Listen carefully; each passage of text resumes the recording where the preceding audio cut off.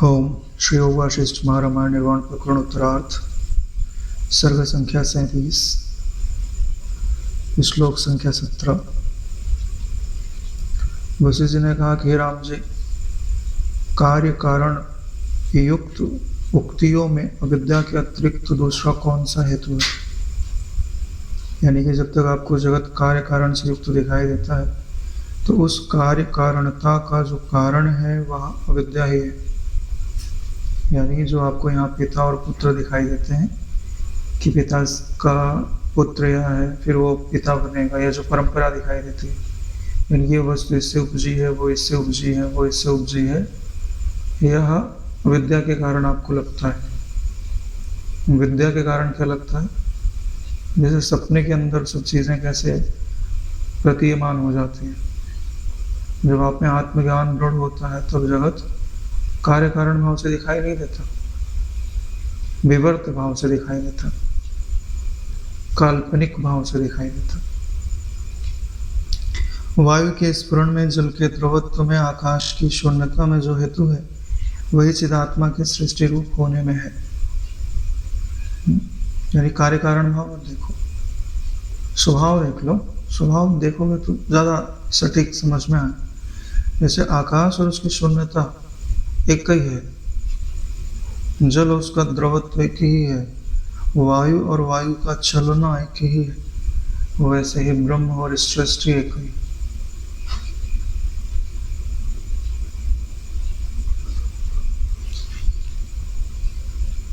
अतः कार्य कारण सब कुछ जब ब्रह्म रूप ही है तब तो पर ब्रह्म में सृष्टियों की कारणता का कथन सर्वथा निर्लज्जता ही है।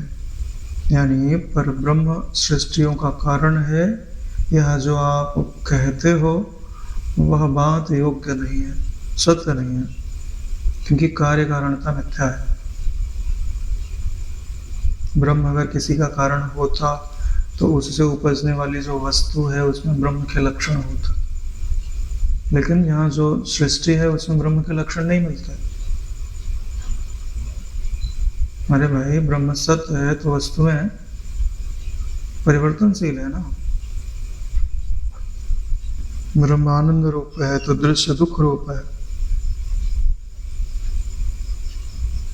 ब्रह्म ज्ञान रूप है तो ये जो दृश्य है वो जड़ रूप है। ब्रह्म चेतन है तो ये सब अचेतन भासता है।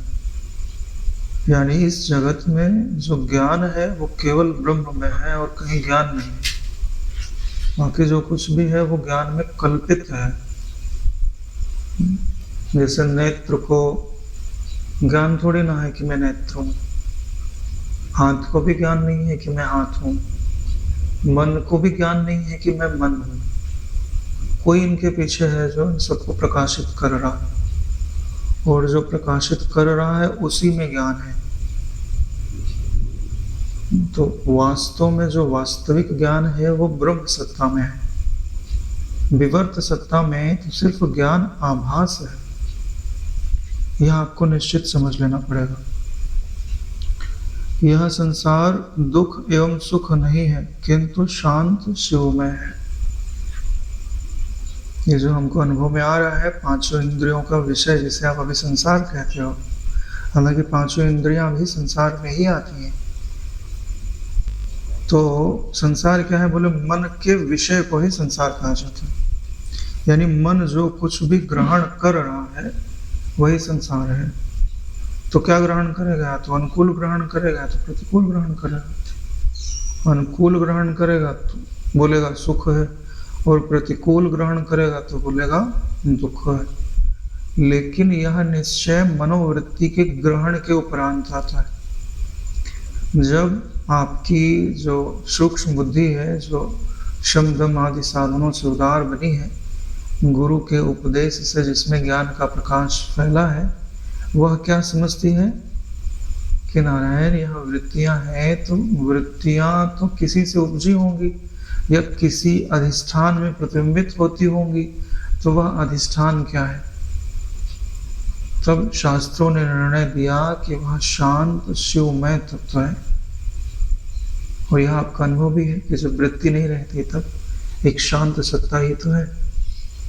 वृत्ति के पहले शांति है और वृत्ति के बाद शांति है, तो इसका मतलब है कि वृत्ति के होते समय भी शांति है, भले आपको शांति का अनुभव नहीं होता। क्यों? क्योंकि आपकी दृष्टि वृत्ति पे है, वृत्ति के अधिष्ठान पर नहीं है। अधिष्ठान पर जिसकी दृष्टि है वही ब्रह्मवेत्ता है, और अध्यस्त पर जिसकी दृष्टि है वही अतत्वज्ञ है। इतना ही है और कुछ नहीं। जो अधिष्ठान देखता है सो ब्रह्मवेत्ता, जो अध्यस्त देखता है सो अतत्वज्ञ या अज्ञानी या देह अभिमानी। अब आपको सिर्फ क्या करना है? अधिष्ठान तत्व को देखने का अभ्यास, और कुछ नहीं।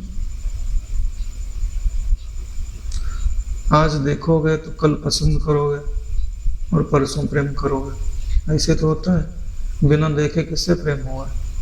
किसी से प्रेम नहीं होता नारायण। चाहे तुम मन की कल्पना से ही देखो।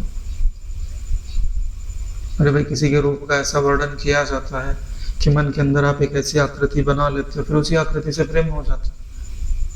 जैसे रुक्मणी जी को भगवान कृष्ण को कभी देखा नहीं, लेकिन पंडितों ने आके उनका ऐसा वर्णन किया कि उनके हृदय में उनकी छवि बैठ गई, प्रेम हो गया उनसे।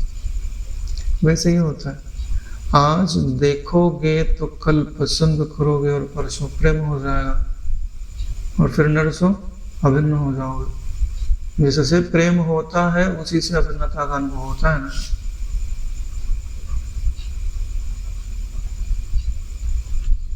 मिट्टी के सैनिकों की सेना जैसे मात्र मिट्टी ही है, ऐसे ही यह संसार भी चिदात्मा से पृथक नहीं है। यानी यह जो संसार है वह जिस मिट्टी से बना है उसे चिद कहते हैं या ज्ञान कहते हैं। तो यहाँ जितनी भी आकृतियां हैं वह ज्ञान मात्र ही है। दिखाई देने में ज्ञान आभास है, लेकिन उस आभास को गिनो मत, मूल्य मत दो। वो उस आभास का जो अधिष्ठान है वो प्रज्ञान है, वास्तविक ज्ञान है, मिलावट वाला ज्ञान नहीं। कहते भी है ना कि ब्रह्म दो प्रकार का, एक संक्षुब्ध विवर्त युक्त, एक अक्षुब्ध विवर्त रहित। दो ही ब्रह्म होते। आँख खुली हुई है तो संक्षुब्ध विवर्त युक्त है, और समस्त वृत्तियों से रहित है तो अक्षुब्ध है और विवर्त रहित है। दोनों ही दशा में ब्रह्म है। तो जो विवर्त युक्त है, तो विवर्त तो वास्तव में होता ही नहीं है। जैसे पानी के अंदर लहर है तो लहर कुछ वस्तु थोड़ी ना है, पानी के अंदर दिखने वाली पानी की ही आकृति। ऐसे यहाँ जितने भी लोग दिखाई देते हैं, ठीक है, जब तुम उनको ठोस समझते हो कि भैया ये फलाना व्यक्ति है, इसका पिता ये है, इसके अंदर ये गुण है, यानी आध्यात्मिक दृष्टि से नहीं देखते, व्यवहारिक दृष्टि से देखते, काल्पनिक दृष्टि से देखते, तो सत्य थोड़े ना दिखेगा। क्या देखना पड़ेगा कि भाई आपको उस व्यक्ति में दिखता क्या है। मन तो दिखता नहीं, मन का तुम अनुमान ही लगाते हो, और आत्मा तो दिख नहीं सकता। दिखता क्या है? आकृति। और उसमें आप करते क्या हो कि पूर्व के उसके बोले हुए वचन, पूर्व में उसने जो क्रियाएं की है उसको तुम आज पे आरोपित करते हो। ये तो करते हो। किसी व्यक्ति को देखते हो तो करते क्या हो? उसके पूर्व का जो आचरण है उसको आज आरोपित कर रहे हो। यानी इस समय क्या पता उसके मन में वो चीजें रही हो ना रही हो, लेकिन आप उस व्यक्ति को वैसे ही देखते हो कि कल इसने मेरा अपमान किया था तो ये मेरा शत्रु है। तो वो भका कल था, क्या पता आज वो आपसे प्रेम करने लग गया हो, लेकिन आज भी आप उसे शत्रु ही देखते हैं। तो ये तो सिर्फ आपने कल्पना से आरोपित किया है ना रे। तो दिखता क्या है? आकृति दिखती है। आकृति किसकी बनी है? पंचभूतों की बनी हुई है ना। तो पंचभूतों की आकृति जैसे उसकी है वैसे आपकी है। मिट्टी के खिलौने में मिट्टी ही मिट्टी होती है ना। पंचभूत मित्र और शत्रु थोड़ी ना होता।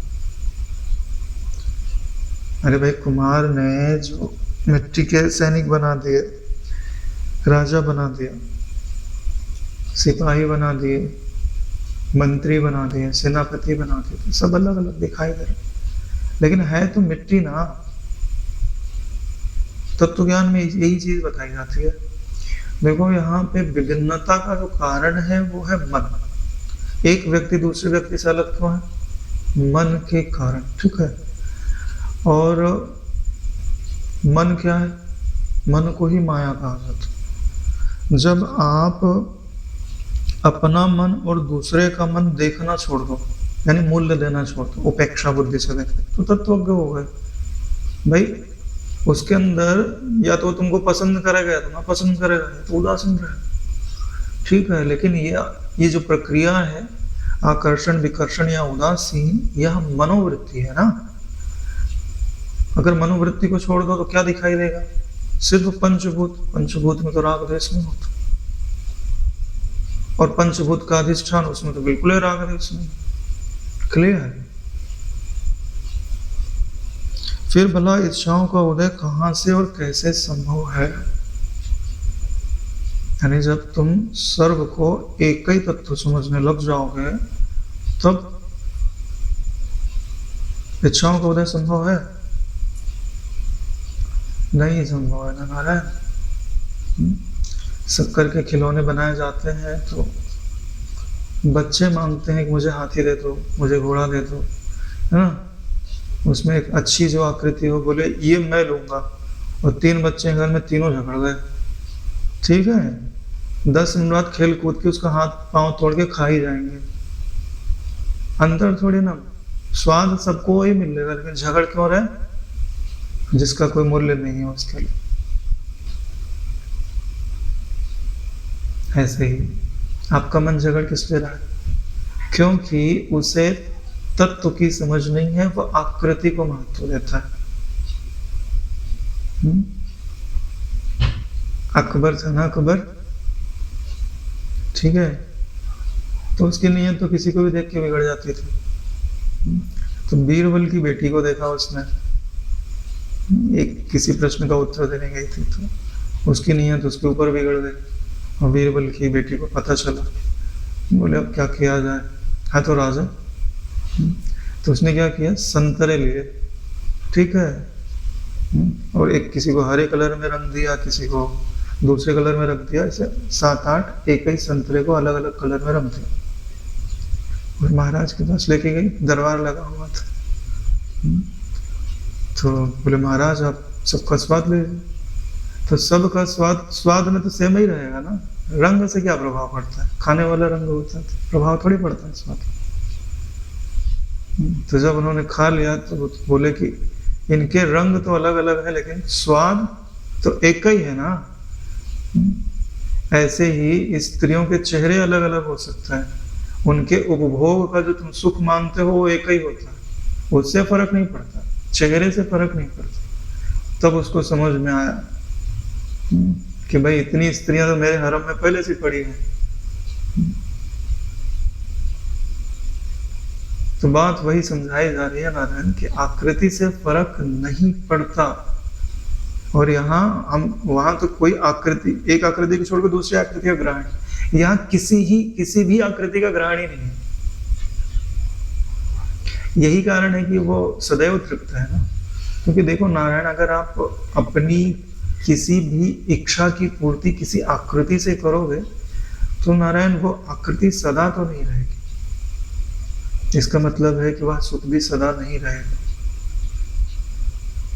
तो इसके लिए पहली शर्त है आत्मज्ञान की कि आपको उस वस्तु से रस आना चाहिए जो सदा है, सर्वत्र है और सबकी है। 3 चीज, सदा है यानी काल नहीं उसको अलग कर सकता, सर्वत्र है यानी जगह उसको अलग नहीं कर सकती, ठीक है, और सबकी है तो मेरी भी होगी। ऐसी कौन सी वस्तु है?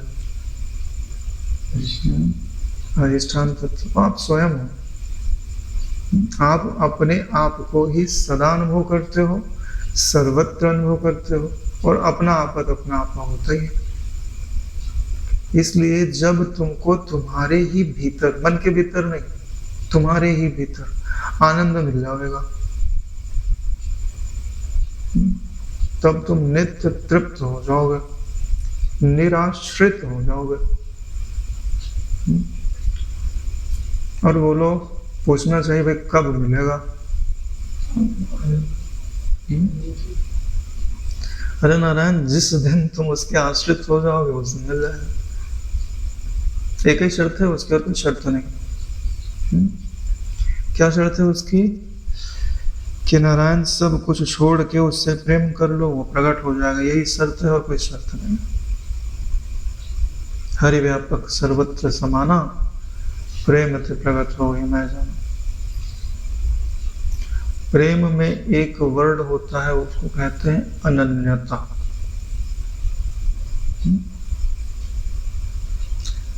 अनन्यता नहीं है तो वो प्रेम नहीं है, वो टाइम पास है।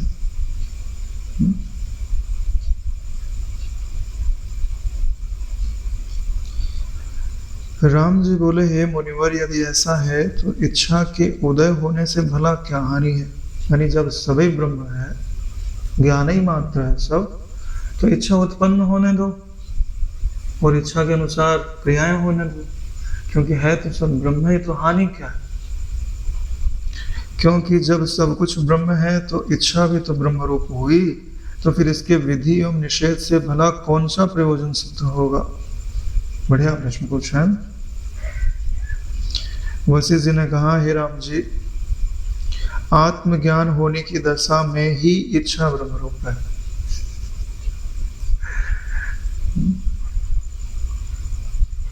ये बात निश्चित समझ लेना चाहिए।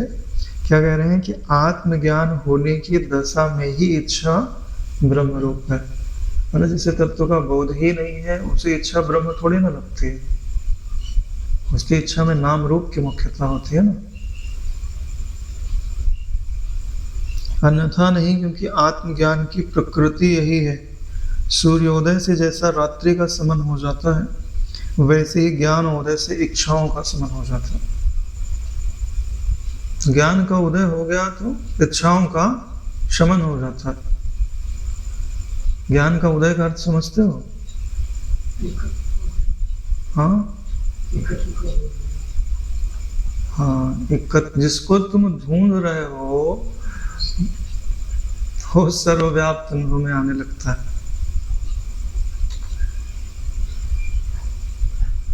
जिसको तुम देखना चाहते हो वो आंखों की पलकों के आगे से पूरा ठसाठस भरा है, आंखों में भी भरा है, मन में भी भरा है। ज्ञान का उदय इसी को बोलते हैं। जिसको तुम सुनना चाहते हो वो कान में ठसाठस भरा है, दूर जाने की जरूरत ही नहीं है। और कान को ग्रहण करने वाले मन में भी भरा है, उसको ग्रहण करने वाली जो अहम वृत्ति है उसमें भी भरा है। जब तुमने ऐसा समझा तो इसी को क्या कहा जाता है? ज्ञानोदय। ज्ञानोदय में कुछ नया नहीं आवेगा, ज्ञान पहले से है उनमें। ब्रह्म सत्ता, आनंद सत्ता उनमें पहले से है। पहचानो और तदनुरूप भाव करो, इसके सिवाय कोई दूसरा चारा थोड़ी ना। अरे भाई, आप पूरी जिंदगी भर करते क्या हो? यही तो कर रहे हैं। आप मंदिर में जाते हो, है तो मूर्ति, आप क्या बोलते हो? ईश्वर है, राम है, कृष्ण है। भाव का आरोप ही तो कर रहे हो। तो वहां साकार में जैसे कर रहे हो कि भाई उनका पांव छूते हो तो भी हमने कृष्ण को छुआ, उनका हाथ छूते हो तो भी हमने कृष्ण को छुआ। ठीक है, तो उनके हाथ और पांव के अलगाव के कारण कृष्ण में भेद नहीं है। वहां भेद थोड़ी ना है। अरे भाई भगवान का चाहे हाथ छू लो चाहे पांव छू लो, स्पर्श तो वही का वही है। ठीक ऐसे ही वो तो साकार की बात है, यहाँ निराकार तो सर्वत्र ही है ना। तो उसको पहचान लेना कि भाई तुम सर्वत्र हो और तुम्हारे सिवा जो भी अनुभव में आता है सो कल्पित, इतना ही तो है, इतना ही है ना।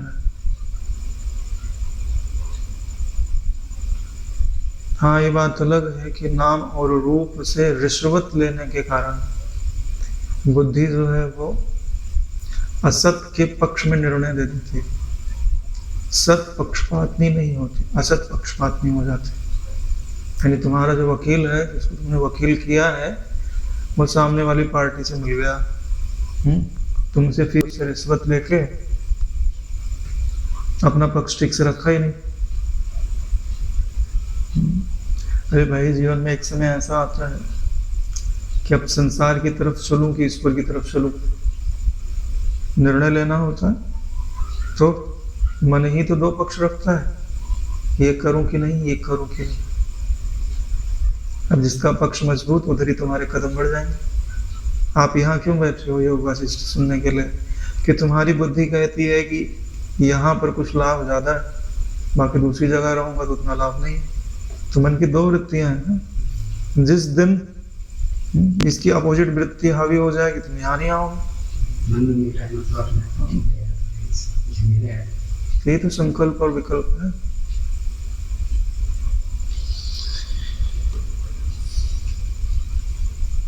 तो ज्ञान उदय से इच्छाओं का शमन क्यों हो जाता है? क्योंकि नारायण इच्छाएं होती हैं आनंद की प्राप्ति के लिए, और ज्ञान उदय बताता है कि नारायण तुम्हारी जो स्थिति है वो आनंद में सदा से है।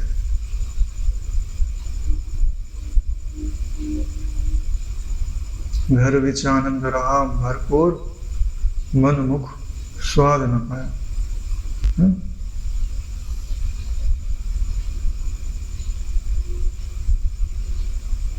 ये तो अनुभव की बात हो गई ना, पराई बात थोड़ी रही।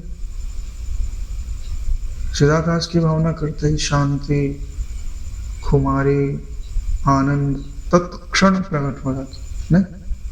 तत्क्षण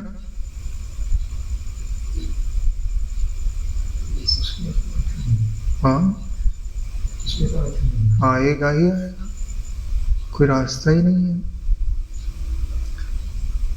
उसको नहीं आता होगा जो चिदाकाश तत्व को ठीक से समझता नहीं है। और मनोभाव में मलिनता, भाई जब विष्णु की इच्छा करोगे, विष्णु से रस चाहोगे, तो ब्रह्म से रस कैसे आएगा? मुंह में तंबाकू भरी हुई है, चबा रहे हो, और कोई मिठाई देके गया तो मिठाई का स्वाद थोड़ी ना है। भाई तंबाकू थूको,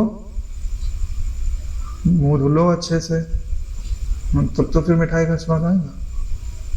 भाई दो चीजें अलग अलग है ना। एक का स्वाद लेने के लिए दूसरे का स्वाद छोड़ना नहीं पड़ता, छूट जाता है। यही सिद्धांत। गिलास में या तो पानी रहेगा या तो हवा रहेगी। आप पानी डालोगे तो हवा बाहर ही निकल जाएगी ना।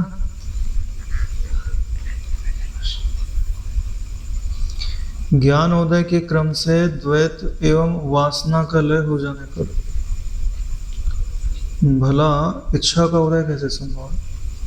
वही बात बता रहे हैं। एक तो ज्ञान का उदय समझ गया ना, कि सर्वत्र एक आनंद सत्ता है, ऐसा जब तुमको अनुभव में आने लगे। अनुभव में तो है ही है, तुम उधर देख नहीं रहे हो। जैसे ये हाथ है, ठीक है, तो ये जिस आकाश के अंदर आगे पीछे जा रहा है, वही आकाश ईश्वर है, वही ज्ञान है, वही आनंद है, वही ब्रह्म है। और देखो आनंद के भीतर ही उंगलियां ऐसे मुड़ रही, तो आनंद क्या इसके अंदर नहीं है? तो उंगली की हर कोशिका में, कोशिका के चारों तरफ जो आकाश है उसमें आनंद ही तो भरा हुआ है। देखो तो ये उंगली आनंद की, ये भी आनंद की।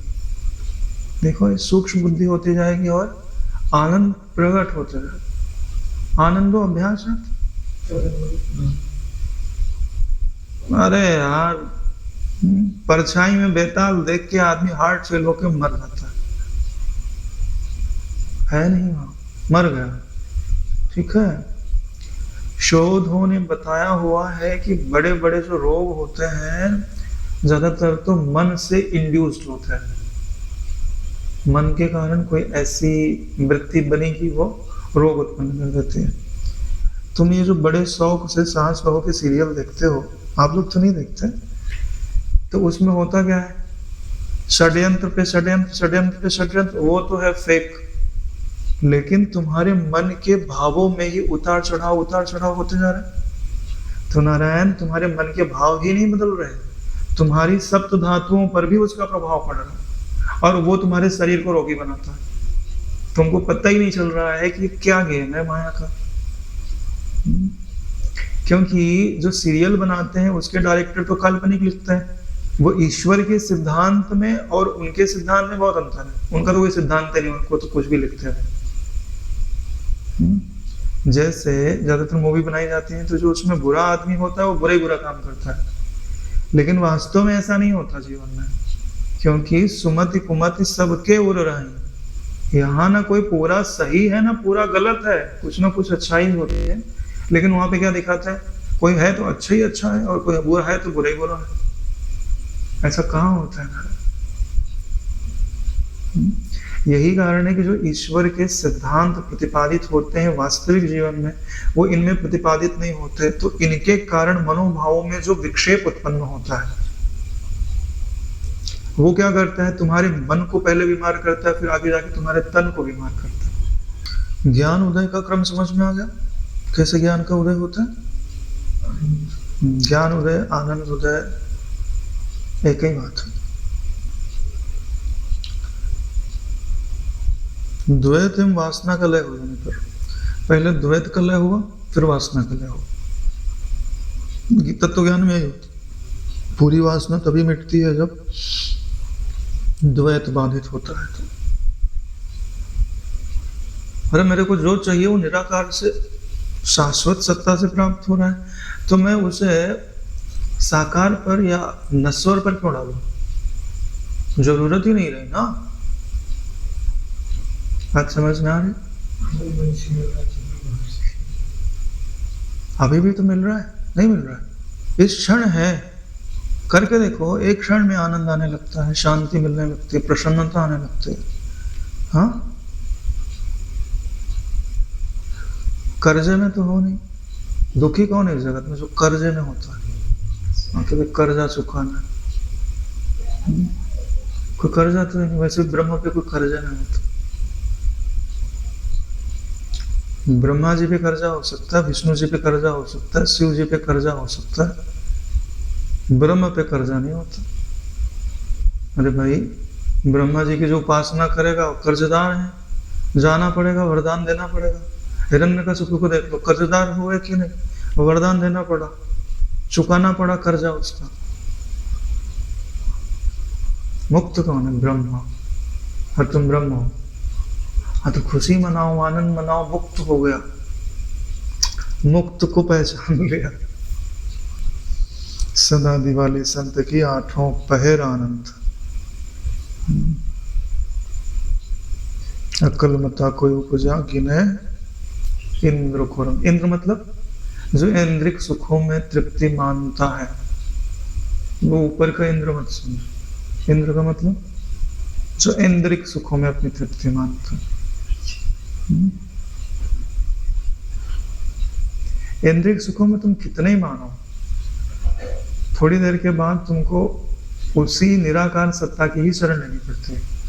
जो आप सोते हो उसमें साकार की शरण जाते हो कि निराकार की शरण जाते हो?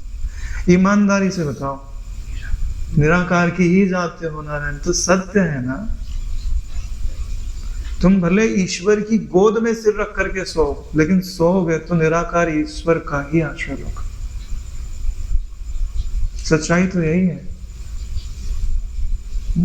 यानी आप जो एक शाश्वत सर्वव्याप्त ज्ञान में सत्ता है, उसी का आश्रय लेते हो।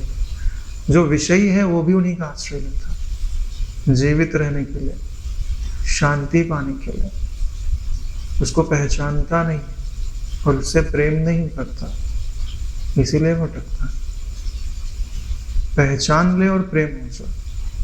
कई बार हम पहचान कर भी उससे विमुख हो जाते हैं, क्योंकि हमारा प्रेम कहीं और है। इसलिए तो उपासना लगती है। तत्व ज्ञान देने के पहले उपासना कराई जाती है। क्यों? उपासना में क्या कराया जाता है? कि जिस तत्व को आप मानते हो उसकी एक विशेष आकृति है और मैं उससे प्रेम करता हूँ, फिर उसके साथ ही मैं समय बिताना चाहता हूँ, तो उसको आप जप के द्वारा उनकी वृत्ति बनाते हो, ध्यान के द्वारा उनकी वृत्ति को स्थिर करते हो और सब समय उन्हीं के साथ रहना चाहते हो। चाहे मित्र बन जाओ, चाहे पुत्र भाव से करो, पिता भाव से करो, माता भाव से करो, जिस भाव से करो। फिर क्या होता है, ट्रांसफर हो गई, संसार की आसक्ति उनमें आकर फिर उनको निराकार बना दिया, काम खत्म हो गया। यानी प्रियता पहले डाल दी हमने। जब इस परंपरा से नहीं चला जाता है तब बड़ी परेशानियां खड़ी हो जाती है। अगर उपासना पहले नहीं की है और तत्वज्ञान पहले पा लिया तो अब रिवर्स जाना है। तो फिर क्या होता है, बोलते हैं कि अपन तो साक्षी हैं, तो अपन माला कैसे करें? क्यों? ऊंचाई पर पहले बिठा दिया गया और नीचाई का काम अधूरा है। मतलब उल्टा होता है, फिर ज्ञान में इससे खलल पड़ जाती है और उससे उपासना में खलल पड़ जाती है।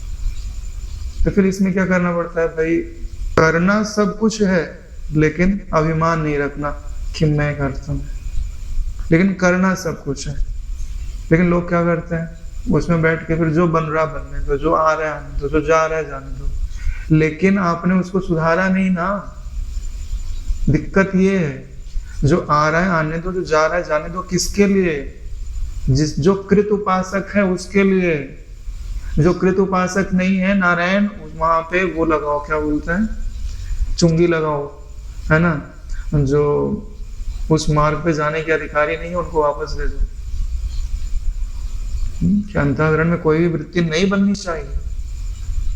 ये तो कृत उपासक जो होते हैं उनको छूट दे दी जाती है, कोई भी वृत्ति बने, तुम्हारा उससे संबंध नहीं है, ठीक है। पहले क्या कराया जाता है, सदवृत्ति बननी चाहिए, असद वृत्ति नहीं बननी चाहिए।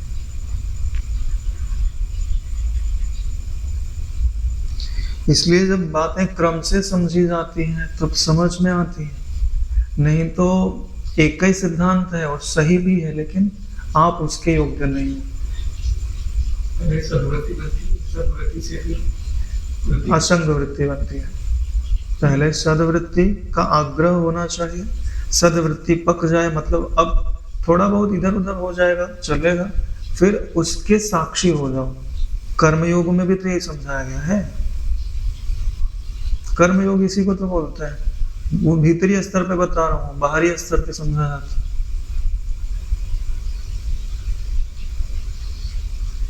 जिस वैरागी पुरुष में इच्छा का उदय नहीं होता उसकी सृष्टिगत अविद्या सर्वथा नष्ट हो गई है।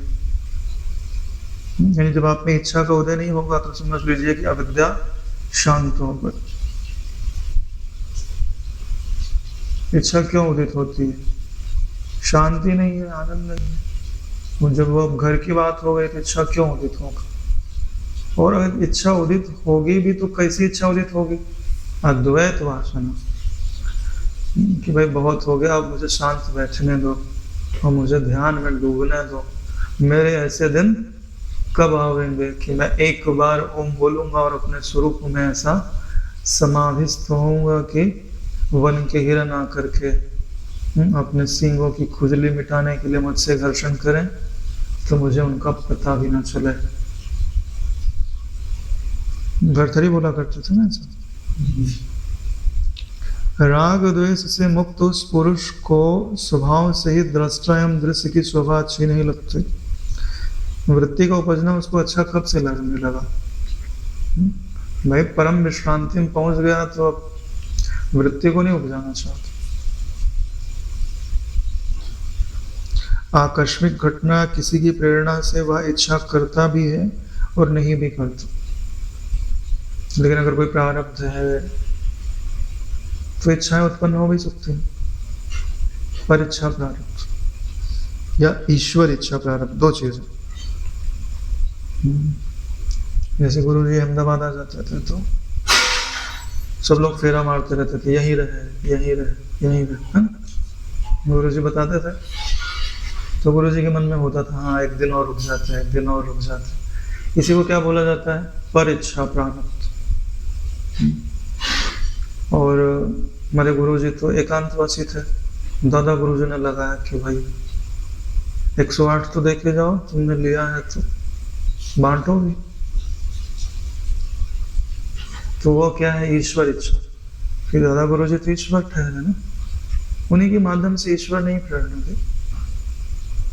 तो दो तरह से उनका जो आचरण होता है या व्यवहार होता है, दो तरीके से होता है। एक होता है ईश्वर इच्छा से, एक होता है पर इच्छा प्रारब्ध भी हो सकता है कि आसपास के लोग कैसा चाहते हैं, यह भी दिखाई देता है। आसपास के लोग कैसा चाहते हैं, क्योंकि उनकी अपनी कोई इच्छा नहीं है ना।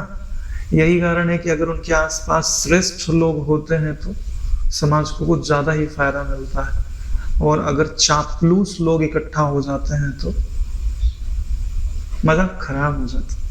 वो तो आप तक काम है, हम कोरे कागज पे कोई भी हस्ताक्षर लेके जा रहा है और फिर उस पर कुछ भी लिखते रहा।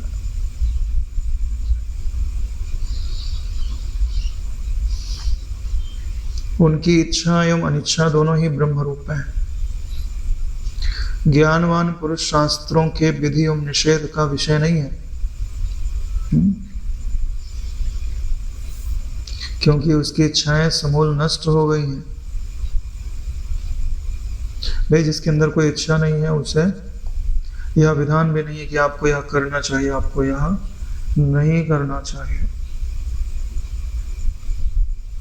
उसके लिए भला कौन और क्या किस लिए कह सकता है कि यह करो और यह मत करो। सभी इच्छाओं का नाश, सबको अभयदान देकर प्रसन्न रखना, आत्मानंद की अनुभूति में नित्य तृप्त रहना, तत्वज्ञों के यही लक्षण कहे जाते हैं। इच्छाएं नहीं है, समस्त इच्छाओं का अभाव है, सबको अभयदान देते हैं। अभयदान देने का मतलब तत्व ज्ञान सुनाना, यही तो अभयदान है कि तुम्हारी मृत्यु नहीं होती, डरो मत, तुम्हें कोई मार नहीं सकता, इसी को अभयदान बोलते। और सबसे बड़ा लक्षण क्या है? आत्मानंद की अनुभूति में नित्य तृप्त रहना, यही उनका लक्षण होता है, नित्य तृप्त। सबसे बढ़िया लक्षण मुझे, अगर आप तत्वज्ञ हो तो सबसे बड़ा लक्षण आपके लिए यही है। वो भी स्वसंबद्ध, पर संबद्ध नहीं, क्या? नित्य तृप्त। उसको किसी की जरूरत नहीं, सारी दुनिया को उसकी जरूरत होती है, उसको किसी की जरूरत नहीं होती।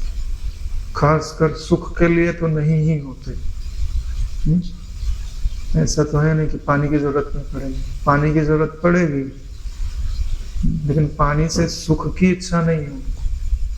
निर्वाह की जो बुद्धि है वो संपूर्ण प्रपंच के निरस होने पर तत्वदर्शी कहीं पर भी भोग की इच्छा नहीं करता, तभी उसकी मुक्ति उदित होती है। यानी जो संपूर्ण प्रपंच है यह उनके लिए नीरस हो जाता। ये बताओ, ये नीरसता और सरसता किसके ऊपर निर्भर करती है? मन के ऊपर। जिसके ऊपर भाव करेगा वो सरस हो जाएगा, जिसके ऊपर भाव नहीं करेगा वो नीरस हो जाएगा। तो उसने पूरी सरसता का जो भाव है उठा के चिदाकाश तत्व पर डाल दिया। जब चिदाकाश तत्व पे उसने सरसता का भाव डाल दिया तो जगत अपने आप नीरस हो जाता। रस बुद्धि एक ही जगह होगी ना,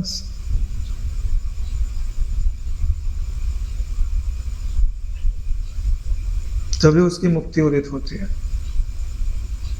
जिस दिन तुम्हारा जो चिदाकाश तत्व है वो पूर्ण सरस हो गया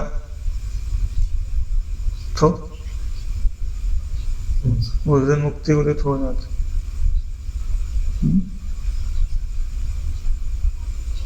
जब करते हो ना, है ये जो जीवा है हिलती तो होगी जब करते समय, तो जीवा के चारों तरफ जो खाली जगह है वो क्या है?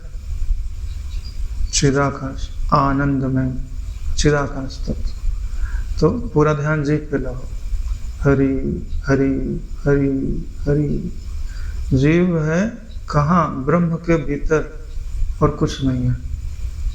और जीव के चारों तरफ आनंद ही आनंद है, चिदाकाश आनंद है ना। तो खाली जगह है तभी तो जीव चल रही है, तभी तो आवाज निकल रही है। तो जब करते जाओ और आनंद को देखते जाओ, आनंद की भाव को प्रगाढ़ होने दो। जीव के चारों तरफ खाली जगह है, वही खाली जगह ब्रह्म है, और वहीं पर आनंद ठसाठस भरा हुआ है। यानी जीव हरि हरि हरि हरि हरि। इससे क्या होता है? नाम में आनंद प्रकट हो जाता है।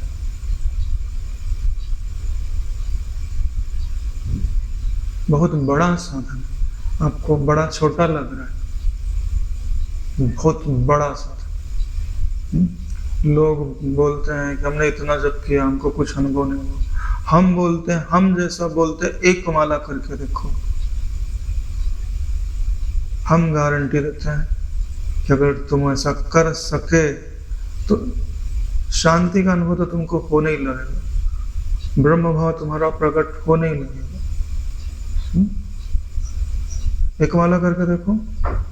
जीव से मन कहीं हटना नहीं चाहिए। जीव के चारों तरफ जो आकाश है, खाली जगह है, उसको अनुभव करो और फिर बोलो खाली जगह है, ये ज्ञान में है, अज्ञान में थोड़ी होता है। तभी तो पता चलता है कि ये जीव है।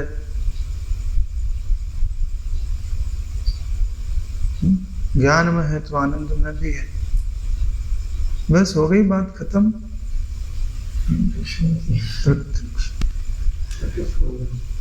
करोगे तो होगा नारायण।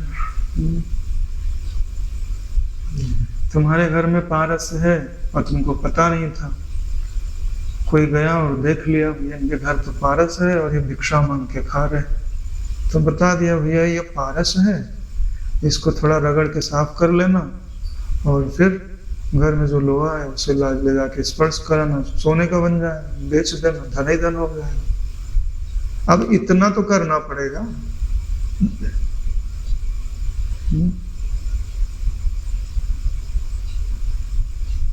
युक्तियां तो बहुत हैं, करने वाला चाहिए यार। इससे ज्यादा सिंप्लीफाई तो नहीं हो सकता, आई थिंक सो।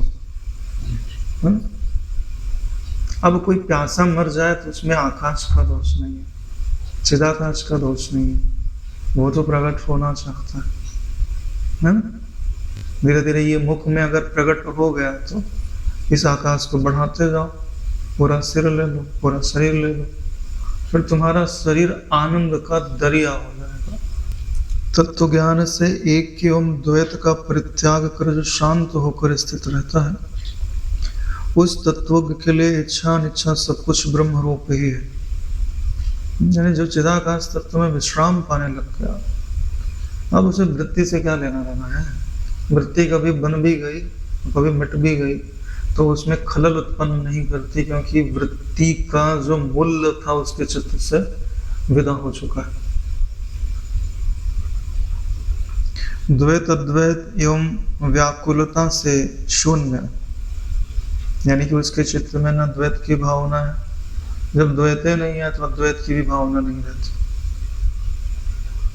तो यह जो व्याकुलता है कि ऐसी वृत्ति बने ऐसी ना बने, उस व्याकुलता से रहित हो गया। शांत एवं आत्मस्थित पुरुष का इस संसार में कर्तव्य और अकर्तव्य से कोई प्रयोजन नहीं है। यानी अब मुझे यह करना है और यह नहीं करना है, दोनों वृत्तियां शांत हो गए। वैसे भी जो सत्ता मात्र अपने आप को अनुभव करता है, उसमें कर्तव्य और कर्तव्य तो होते ही नहीं। कर्तव्य कर्तव्य किसमें है? अरे कर्ता में होएंगे ना नारायण, अहंकार में होएगा ना। अहंकार के अधिष्ठान में थोड़ी ना होएगा।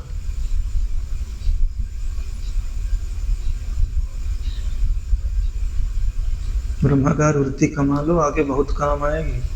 हाँ, नहीं तो बुढ़ापे में फिर राम राम करते बैठे रहो, रामाकार वृत्ति भी नहीं बनेगी। हाँ नारायण, नहीं तो समय बीत जाता है और हम जग नहीं पाते, जबकि हमको पता है कि बड़ी आसानी से जगा जा सकता। देखो यार, एकदम पक्की बात बताते हैं कि ब्रह्म परमात्मा की प्राप्ति में कुछ परेशानी नहीं है, कुछ परेशानी नहीं। हाँ, छोटी सी भी सिद्धि भी पानी हो ना तो उसमें भी परेशानी, लेकिन ब्रह्म की प्राप्ति में कोई परेशानी नहीं। क्यों? क्योंकि वो नित्य प्राप्त है। एक ही बात है और कोई बात नहीं है। क्या? क्यों नित्य प्राप्त है? जो प्राप्त ही है उसको प्राप्त करने में क्या परिश्रम है? सिर्फ आवरण हटाना पड़ता है। ठीक है? नहीं तो एक प्रेतनी की भी सिद्धि प्राप्त करनी हो तो भी नाक एड़ी चोटी का जोर लगाना पड़ता है, क्योंकि वो है नहीं, उसको लाना है कहीं से और फिर टिकाना है, तो उसके लिए बहुत सारी चीजें चाहिए। जैसे अभी तुमको हम बोले कि तुम ध्यानस्थ हो जाओ तो आसान है ना। हम बोले तुम जाओ गाय खरीद के लाओ, फिर उसको पालो, तो कितनी परेशानी है। अरे भाई, गाय लाओगे फिर उसके लिए घर बनाना पड़ेगा, गोबर फेंकना पड़ेगा, पानी पिलाओ, चारा लाओ, बीमार हो गई दवाई लाओ। परेशानी का घर है कि नहीं है? और अभी हम बोले कि ओम बोल के देहाभिमान छोड़ के इस वृत्ति का जो प्रकाशक है उसमें शांत हो जाओ, तो क्या परेशानी है? क्योंकि यहाँ तुम स्वतंत्र हो और वहां जगत के परतंत्र हो।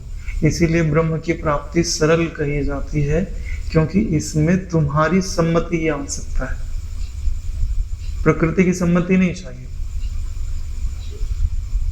प्रकृति से तो संबंध विच्छेद कर लेंगे, तलाक दे देंगे, डाइवोर्स।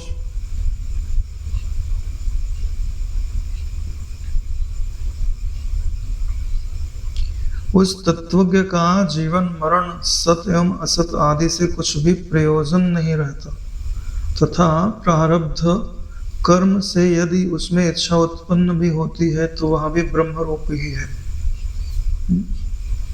यानी जो तत्वज्ञ हो गया, उसका शरीर चाहे रहे चाहे चला जाए, उसको कुछ फर्क नहीं पड़ता।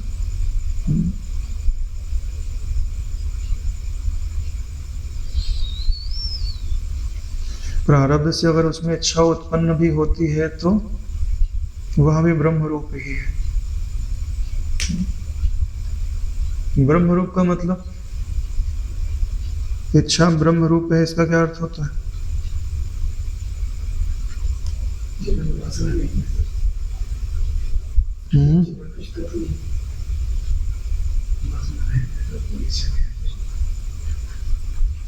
हाँ नारायण, बहुत बढ़िया। पानी में जैसे लहर, ठीक, तो दिखेगी और मिटेगी। इच्छा की आकृति भर दिखी और वो स्थिर है, तो पानी में दिखेगी और मिट जाएगी। तो जो ऐसे देखता है इच्छाओं को, उसकी इच्छा ब्रह्म रूप होती है।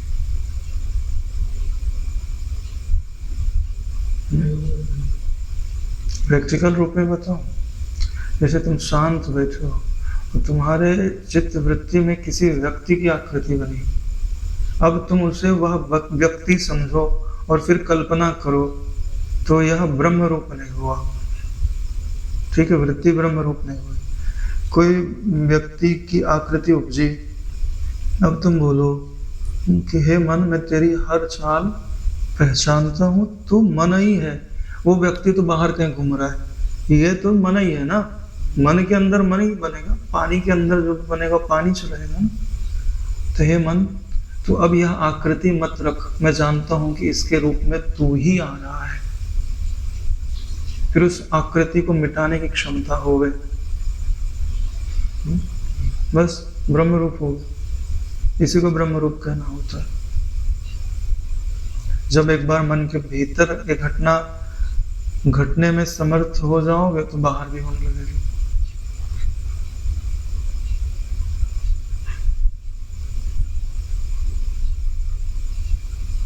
यह संसार सुख एवं दुख में न होकर केवल ब्रह्म रूप शांत शिव में है, ऐसे अंतःकरण वाले को ज्ञानी जन तत्वज्ञ कहते हैं। साधुवाद है नारायण। ऐसा अंतःकरण जिसके पास है उसी को तत्वज्ञ कहा जाता है। यहाँ ना कुछ सुखमय है ना दुखमय, क्या है? शांत है और शिवमय, कल्याण में, आनंद में।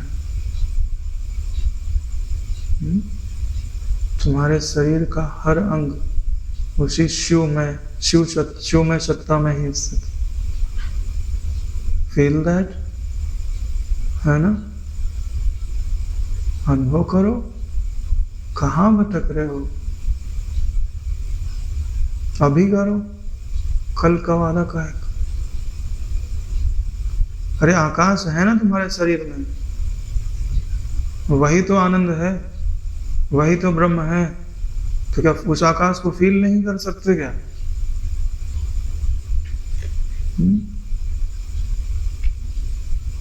इतना सरल।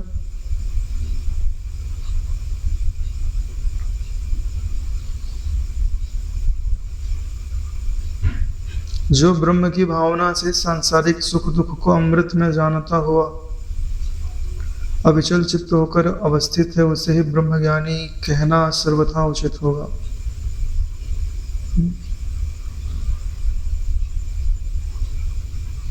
यानी ब्रह्म की भावना करती तो संसार के जो सुख दुख है वो सुख दुख नहीं होते, ब्रह्ममय हो जाते हैं। तो ब्रह्ममय तो अमृतमय ही है, यानी उसकी नजर सुख पे नहीं है ना, सुख के अधिष्ठान पे।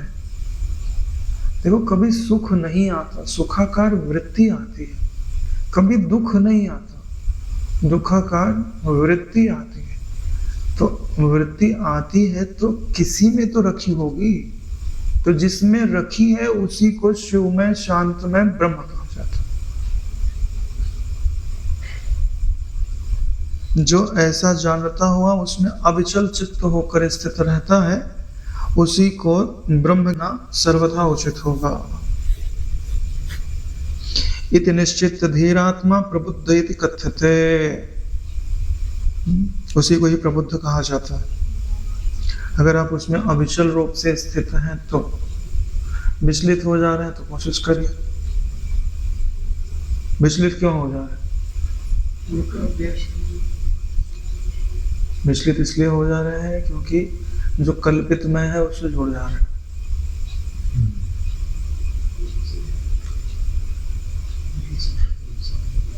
क्योंकि आप पहले से ही स्थिर हैं। आप वास्तव में विचलित होते नहीं, आप में विचलता का भ्रम उत्पन्न होता है। साक्षी हिला नहीं हिला, साक्षीकार वृत्ति हिलती है।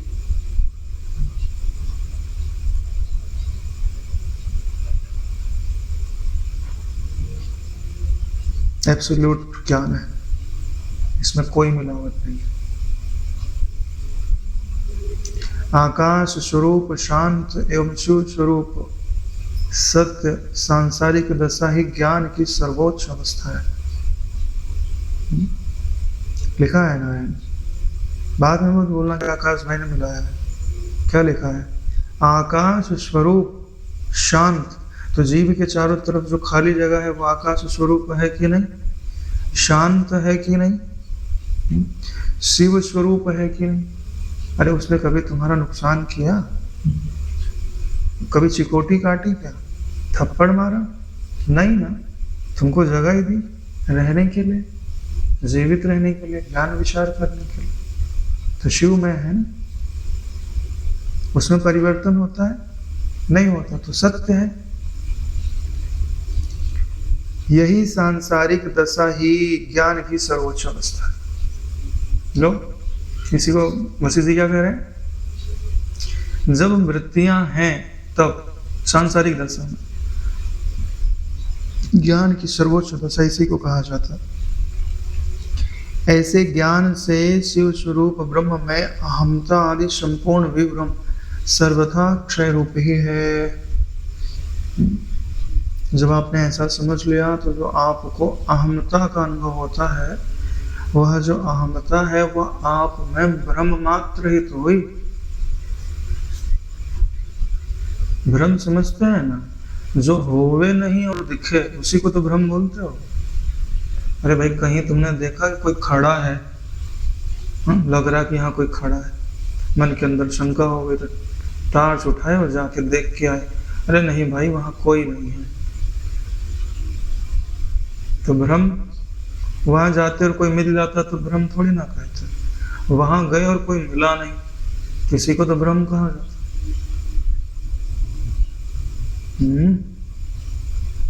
जैसे खिड़की है, ठीक है, तो खिड़की को भ्रम क्यों कहा जाता है? क्योंकि जहां तुम खिड़की देख रहे हो वहां नहीं है वो। कहां देख रहे हो? देखो, पृथ्वी घूम रही है कि नहीं घूम रही है?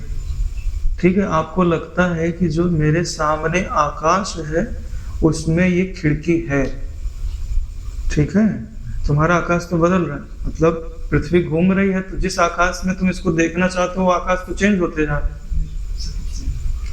तो तुम कैसे कहते हो उसी आकाश में? तो बदल गई है ना। तो फिर गलत देख रहे हो ना।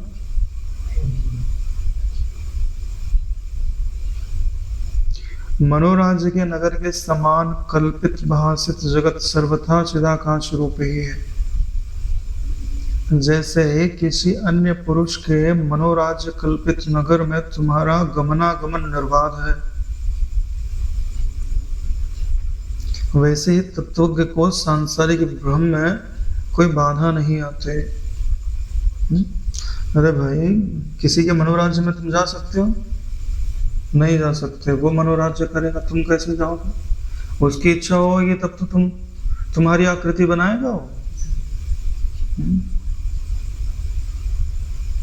वैसे ही जब जिस तत्वज्ञ ने समझ लिया कि भाई सब ब्रह्म ही है, अब वो चाहे तो वो तुम्हारी वृत्ति बनावे, ना चाहे तो ना बनावे, स्वतंत्र हो गया ना।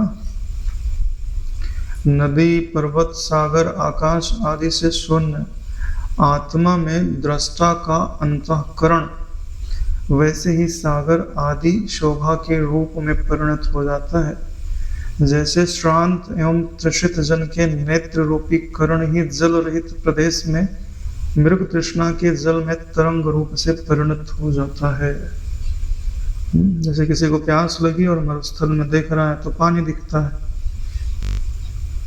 प्यास नहीं लगती तो पानी को ढूंढता नहीं तो दिखता भी नहीं, है ना नारायण? तो तुमको काहे की प्यास लगी है? सुख की। और तुम देख कहाँ रहे हो? मरुस्थल में, जहां हो ना पानी होना संभव नहीं। मरुस्थल क्या है? ये पांचों इंद्रियों से जो दिखाई देता है उसी को मरुस्थल बोलता है। मिथ्या नदी मरुभूमि की है, व्यर्थ धोखा खाए। मरुभूमि की नदी है जगत, पानी रंच मात्र भी नहीं है।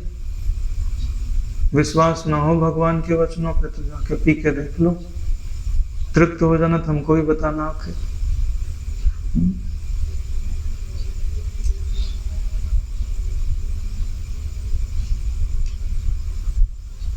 स्वप्न नगर अथवा बालक के बेताल के समान दृष्टिगत यह संसार असत्यता के अतिरिक्त कुछ भी नहीं है।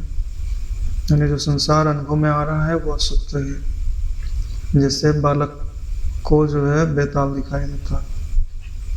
क्योंकि ब्रह्म सत्य है और जगत सर्वथा असत आभाषित है, यानी भाषमान है। अतएव भ्रांतिग्रस्त पुरुष के अभाव में स्फुरित होने वाला विभ्रम भी सर्वथा ही असत्य ही है। यानी जो भ्रमित व्यक्ति है उसको जो भी अनुभव में आ रहा है वह सब भ्रम ही कहा जाता है या असत्य ही कहा जाता है। यह जगत ना सत्य है ना असत्य है, ना सत असत उभय रूप ही है, किंतु गंधर्व नगर के समान आकाश के तुल्य अनिर्वचनीय ही भासता है। यानी यह जो जगत है वो क्या है? जैसे गंधर्व का नगर होता है। यह न सत्य है न असत्य है, न सत असत उभय रूप ही है। यानी थोड़ा सा सत्य हो थोड़ा सा असत्य हो ऐसा भी नहीं है, न पूरा असत्य है ऐसा भी नहीं है, और पूरा सत्य है ऐसा भी नहीं है। कैसा है? बोले गंधर्व नगर के जैसा। गंधर्व नगर समझते हो ना?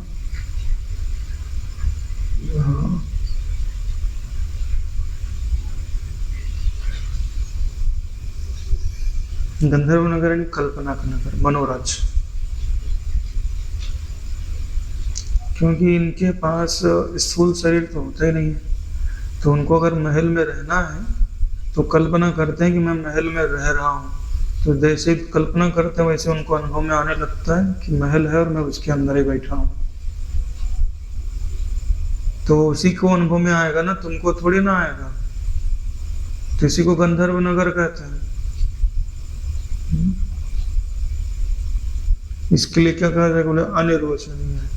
अरे हर व्यक्ति अपनी अपनी कल्पना करेगा ना, तो किसकी किसकी कल्पना का तुम ठेका लोगे? तो एक ही वर्ड बोल लो, क्या? हम बोल नहीं सकते कि ये क्या है, तो जिसकी जो मर्जी हो वह सोच ले।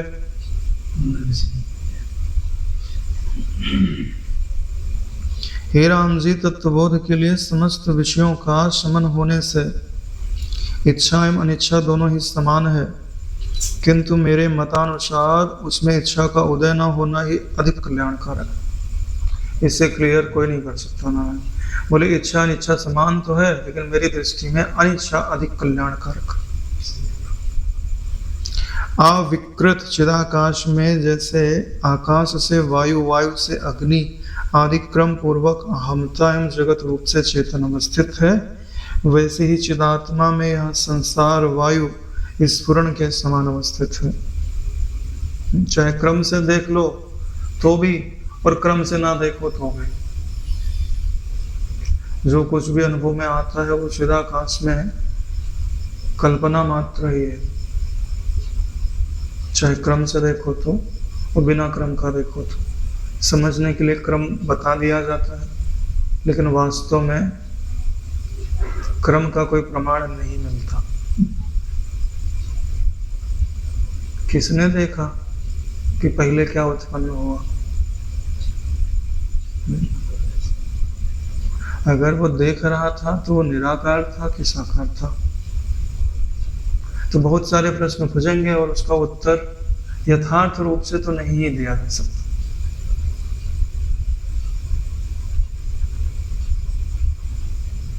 चित्त की विषयोन्मुखता ही चित्त है। परिभाषा मिल गई?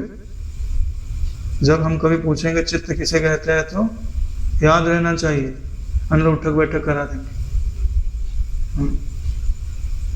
हाँ, हम पूछते हैं तो मनमानी कुछ भी बोलते हैं। डिफिनीशंस लिखी हुई होनी चाहिए, कॉन्सेप्ट क्लियर होने चाहिए, है ना? ऐसा नहीं कि 10 साल बाद भी वो पूछे तो बोले फिर से बताओ।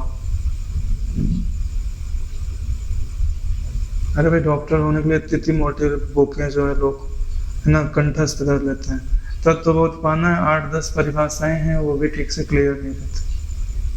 क्यों नहीं रहती? क्योंकि स्मृति में नहीं रखते। समझ लिया और छोड़ दिया, तो समझ लिया छोड़ दिया, थोड़े दिन में फिर से घुल मिल गई, सब सारे शब्द खो गए। अरे नारायण, फिजिक्स के भी फार्मूले याद रखने पड़ते हैं। फार्मूला नहीं याद रहेगा तो कैसे लगेगा?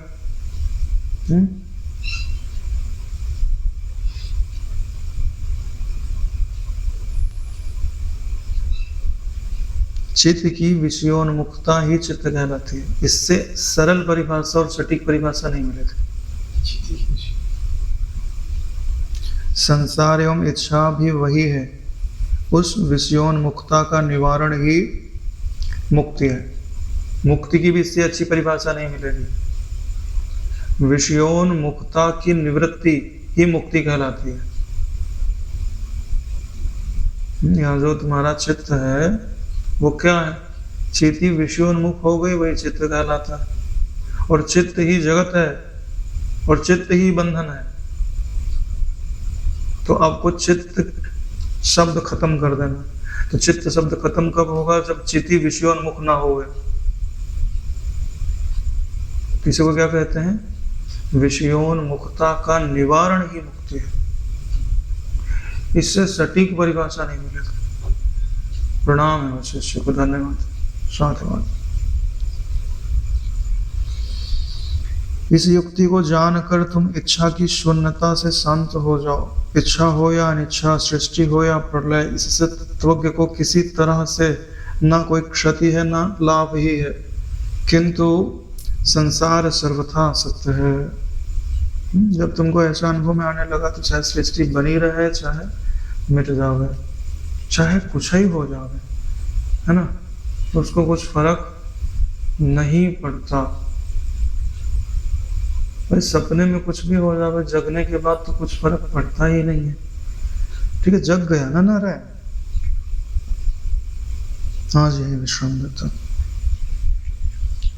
ओम कायेन वाचा मनसेन्द्रियर्वा करोमि यद्यत् सकलं परस्मै श्री सद्गुरुवे समर्पयामि। ओम सहनावतु सहनौ भुनक्तु सह वीर्यं करवावहै तेजस्विनावधीतमस्तु मा विद्विषावहै। ओम शांति शांति शांति। श्री सद्गुरुदेव भगवान की